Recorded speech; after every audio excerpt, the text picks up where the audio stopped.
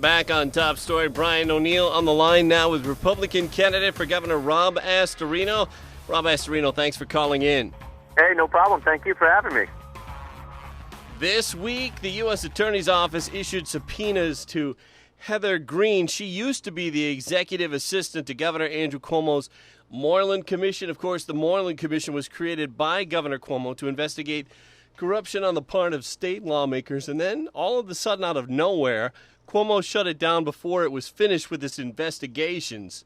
Now, most of what we've learned so far is from the New York Times. Here's Fred Dicker on Talk 1300 on that New York Times story. Headline, U.S. issues subpoena in inquiry on Cuomo's closing of Moreland Commission. Federal prosecutors investigating Governor Cuomo's shutdown of an anti-corruption commission have subpoenaed the assistant to its former executive director to testify before a grand jury in Manhattan, suggesting the criminal inquiry has moved to a new stage. People briefed on the matter said Thursday. And this is in today's paper. I believe it's today's paper. Maybe it's yesterday's paper. Must be today's paper. Today's paper. Federal agents served a subpoena on the assistant, Heather Green, on Wednesday morning, appearing at her doorstep before 7 a.m. And Dicker continues with the Times story about the subpoenas. The subpoena, according to two people who have seen it or been briefed on its contents, asked for documents and correspondence, including any communications with Mr. Cuomo and his senior aides. It had also directed Ms. Green to appear July 28 to testify before a grand jury in Manhattan. That's Fred Dicker on Talk1300.com. Rob Astorino, why did the panel get shut down back in March, the Moreland Commission panel? Well, I think that's what the governor is going to have to answer to the U.S. attorney, and that's certainly where this is leading to, and rightfully so. I mean, we have said, and I think it's bearing fruit, and it's certainly becoming more and more true. I know it to be true, and I think most people are starting to figure this out now. This is the most corrupt administration maybe in the history of our state, and it's the least transparent. We know that. We just learned, too, aside from this U.S. attorney investigation, it came out yesterday definitively that this governor had the unmitigated gall to spend almost $200 million on this Startup New York campaign that you see all the time. But worse than that, $40 million additional money to go on TV for his political campaigns is being diverted from Sandy relief money, hurricane relief money, as people throughout Long Island, parts of New York City, are still displaced and waiting for a home. He has taken that kind of money and using it for the thinly disguised political campaign commercials. So we have that. Of course, we have what's going on with the U.S. attorney investigation. It's been evident for basically everybody that, they directly interfered in this investigation. They were steering investigations away, allegedly, from either the governor's staff or certainly going to Democratic Party operatives or to favorites of the governor and donors. And now that is what the U.S. attorney is investigating. Was there direct interference? And if there was, you're talking serious crimes here. I mean, law enforcement calls this obstruction of justice and many other crimes, potentially. We're talking with Republican candidate for Governor Rob Astorino. Rob, these subpoenas, do you think that any information will come out of this that could be a smoking gun that's on both on the left and the right? I mean, you have yourself and others on the right, and even on the left you have the Working Family Party's Democrat gubernatorial hopeful, Zephyr Teachout, suggesting that something here could lead to problems for Governor Cuomo. Do you think that there will be anything in here that's really big that comes out of these subpoenas? I don't know. I mean, certainly we know that the governor felt that he could extort the legislature, and he basically said so in a Crane interview, that he could do any interfering he wants because he didn't consider interfering because it was his commission. Well, unfortunately, that's not true, because under the Public Authorities Act and through combining it with the Attorney General, the 25 members of the Moreland Commission, 10 of which were a district attorney, they had subpoena power. They had the power to demand documents and testimony, etc.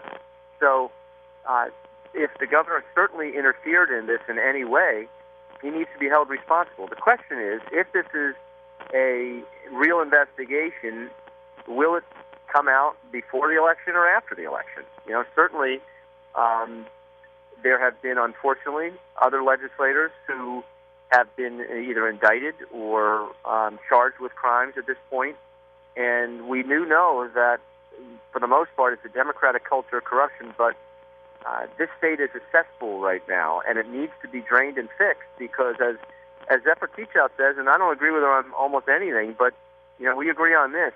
This governor is absolutely corrupt and needs to pay the price for this. You issued a statement yesterday saying that Governor Cuomo has spent over $237 million on pro-business ads about New York State. Wondering, Rob Astorino, where did this number, $237 million, come from? Do you know who broke that story? The Gannett News Service and others have been demanding to see the documents, and the governor's office refused to give them, and then finally yesterday they released it. It came through the Economic Development Corporation, which of course is an arm of the governor's office, and to spend that kind of money is just unbelievable, especially in a time like this.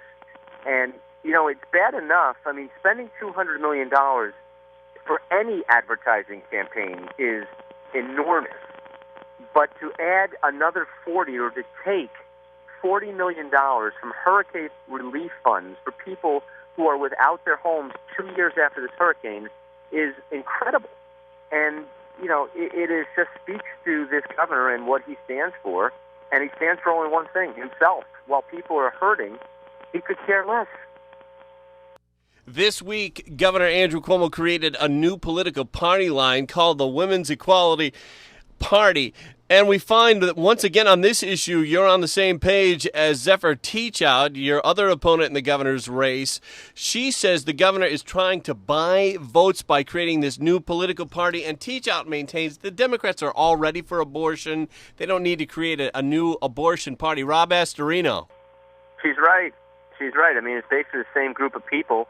So now they have three lines to choose from as opposed to two. The Working Families Party, which of course is the Occupy Wall Street Acorn group out of Bill de Blasio's agenda in New York City, which the governor now has signed on to take that radical agenda statewide of higher taxes and more spending and less rights and bashing business and creating a wedge, and so people will leave this state in record numbers, just exactly what Elmira and the Southern Tier needs, right?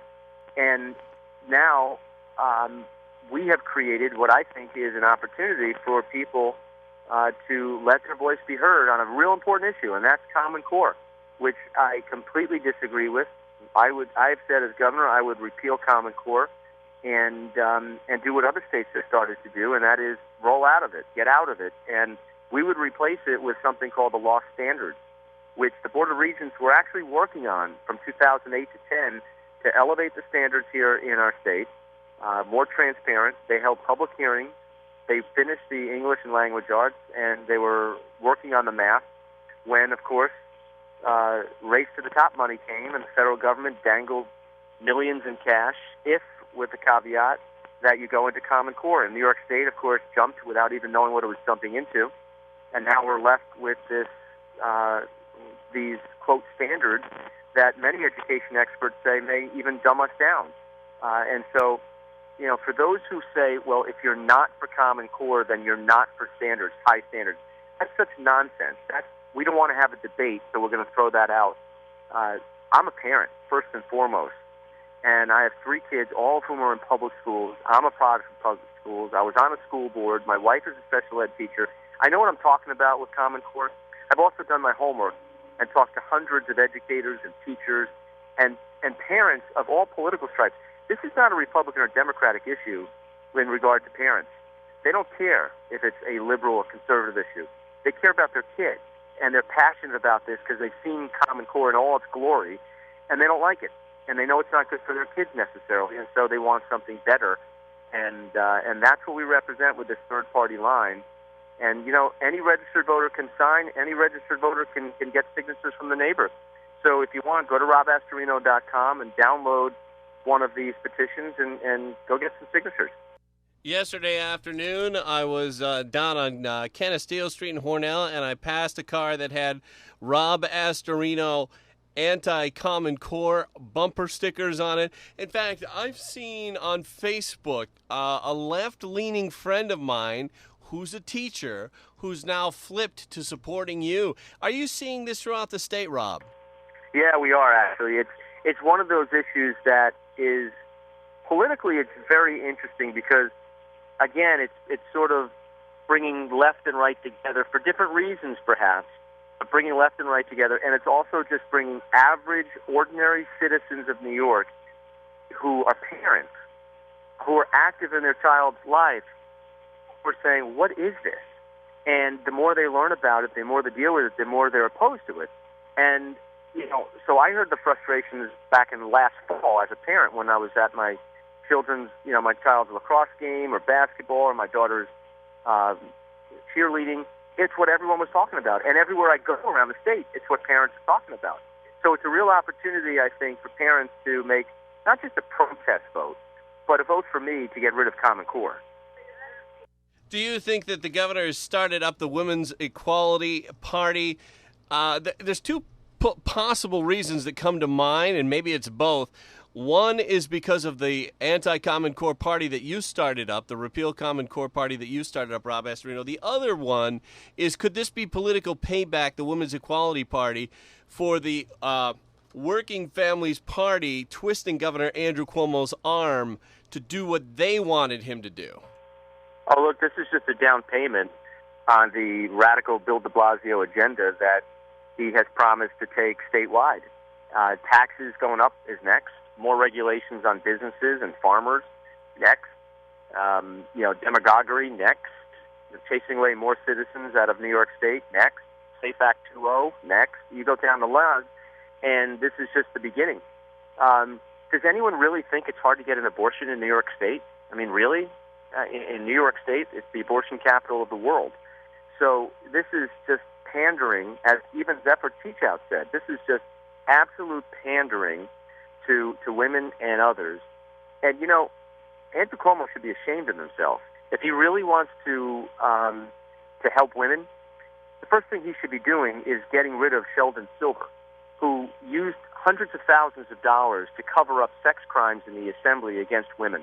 That's what he should be talking about, and he's not. Republican candidate for Governor Rob Astorino down to just a couple of minutes now, and I know you've got to get going too. Any final thoughts before we go? No, look, hey, this is a winnable race. I want people involved. Andrew Cuomo is going to win the air war with just spending like crazy on TV, but we're going to win the ground game. Average, ordinary New Yorkers, neighbors, they're going to get out, as we are right now around the state, knocking on doors, making phone calls, putting on the bumper stickers, the lawn signs. That's how we're going to win this race. I guarantee it. And, if people want to help out, do one of those things. You can also kick in a few bucks. Go on to robastorino.com. Cuomo gets $25,000 and $50,000 plate dinners. We get $25 and $50 checks. I'm more proud of that. Rob Astorino, thank you very much for coming on this weekend here on AM 1480 WLEA. Thank you very much. Have a great weekend. Thanks, Rob. Also, our thanks to Tom Osborne in segment 1. I'm Brian O'Neill. Stay with us. InfoTrack is next.